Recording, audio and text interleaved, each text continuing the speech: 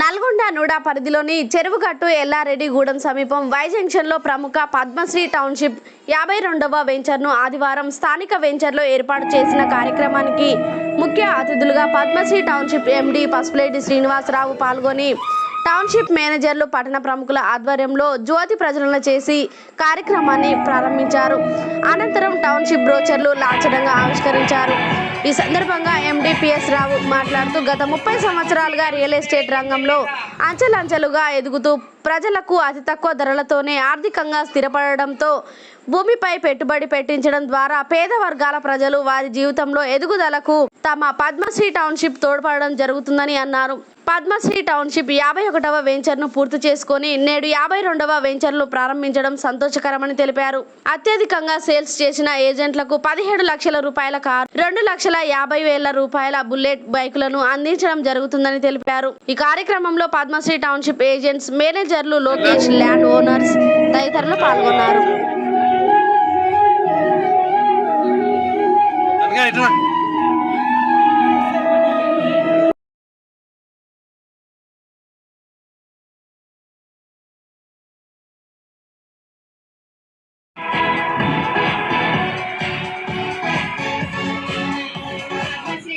Private limited యొక్క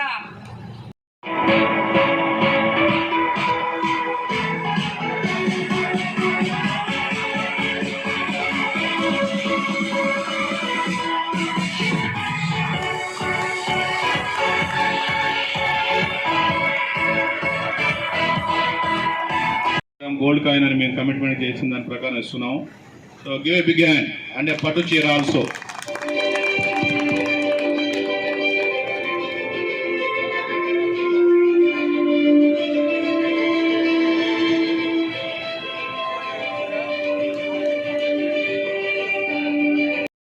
కెమెరాలు పెట్టించాను, ఒక వీడియో తీపిస్తున్నాను.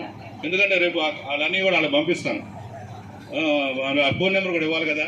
దయచేసి it should be done, it can be done and we should do it. కానీ చేతల్లో మాటల్లో వద్దు. దయచేసి సేల్స్ రంగంలో నేను చాలా డ్యామేజ్ అవుతున్నాను.